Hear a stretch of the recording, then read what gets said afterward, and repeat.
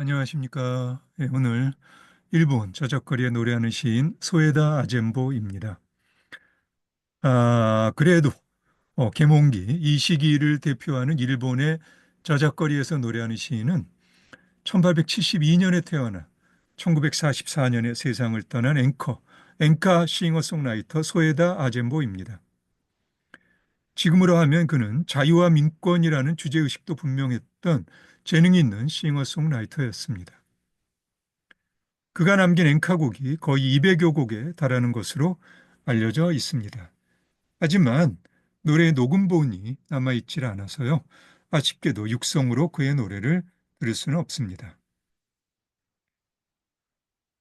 1905년 그가 만들어 부른 트럼펫 부쉬는 실제 트럼펫 연주가 포함된 노래가 아니라 입으로 후렴처럼 나팔 비슷하게 뚜뚜뚜뚜뚜 이렇게 소리를 내는 노래인데요.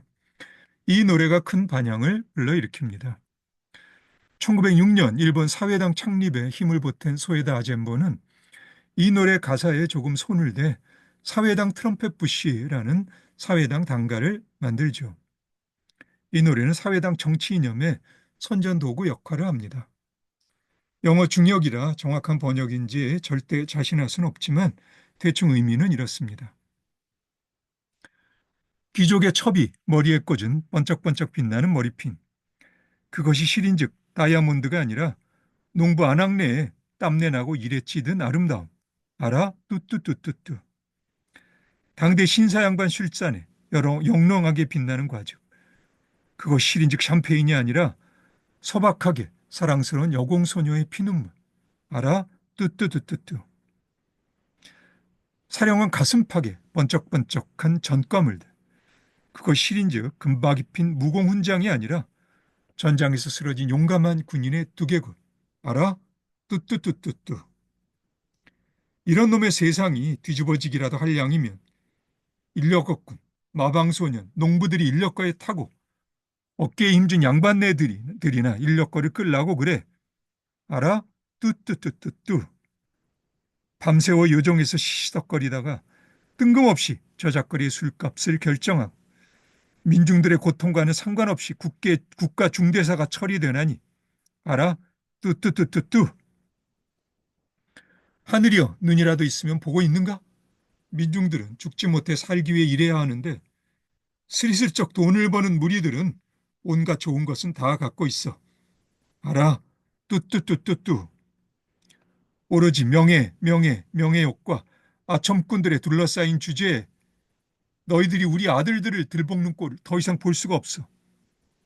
누가 그들을 대포의 먹잇감으로 만들었나? 알아? 뚜뚜뚜뚜뚜. 우리 아들들을 돌려줘. 사람 목숨으로 장난하는 게 아니야. 너희들이 손아귀에 쥔 모든 멋진 것들을 목에 걸어봐. 멋질 거야. 양반네들이 땅에 처박히는 꼴. 알아? 뚜뚜뚜뚜뚜. 차 검표 언들과 운전수들이 불쌍해. 줄 잡아 15시간의 중노동이야. 타이어가 끼익할 때마다 내 얼이 다 빠져. 알아? 뚜뚜뚜뚜뚜. 예, 내 번역이 정확한지는 모르겠지만 어쨌든 대충 이런 뜻입니다. 1800년대 말에서 1900년대 초 엔카의 가사들을 어느 정도 짐작할 수 있겠죠? 소에다 아젠보가 1925년에 발표한 돈부시는 정치계나 종교계뿐만 아니라 세속의 모든 영역에서 돈에 대한 탐욕이 얼마나 널리 그리고 깊게 뿌리내리고 있는지 통렬하게 풍자하는 노래입니다. 시작 부분만 간단하게 적어봐도 이렇습니다. 돈이로구나. 돈이로구나. 세상은 돈이로구나. 누가 뭐라 해도 돈은 힘이 세구나. 돈이 권력이고 권력이 돈이로구나. 돈이 좋구나. 돈을 보는 인간의 표정. 눈에 핏발이 서고 격하게 탐욕스러운 표정. 하나도 돈이고 둘도 돈이고 셋도 돈이고 넷도 돈이고 돈이로구나. 아침부터 저녁까지 돈. 예.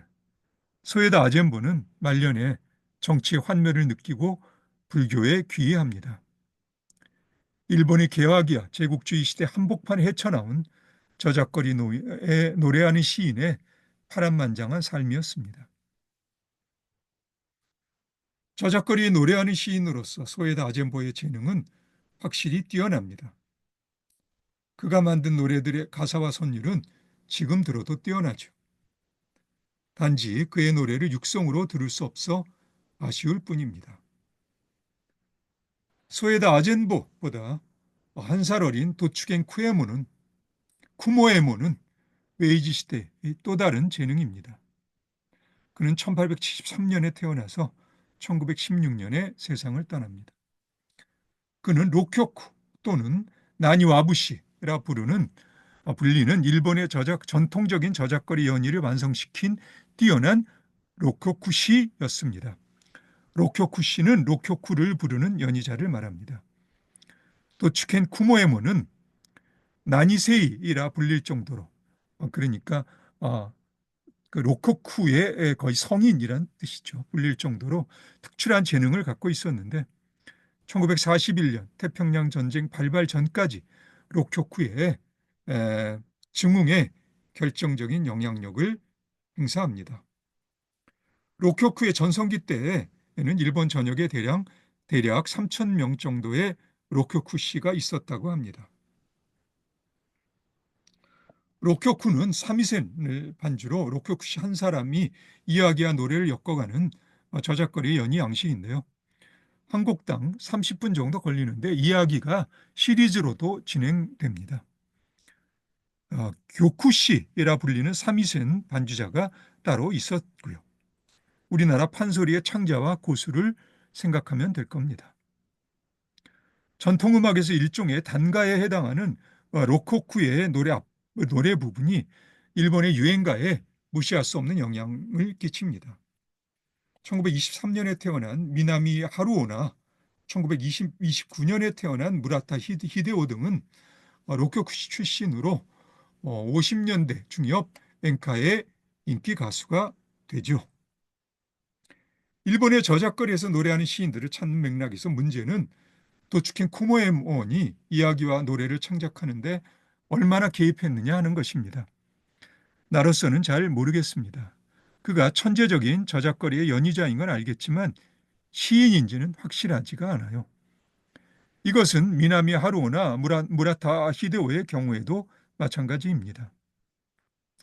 로코쿠의 전성시대를 보면 대체로 글을 쓰고 곡을 짓는 역할들이 분업화되어 있었던 것 같긴 합니다만 이 부분은 아무래도 전문 연구자의 도움이 필요합니다. 일본의 저작거리에서 소우시 엔카가 쇠퇴하고 로코쿠의 단가들이 유행가로서 각광을 받을 무렵 1902년에 태어나 1956년에 세상을 떠난 이시다 이치마스는 호세이 대학 법학부에 입학한 1920년에 엔카의 대선배인 소에다 아젠보의 동경kul학부에 가입하여 엔카의 싱어송라이터가 됩니다.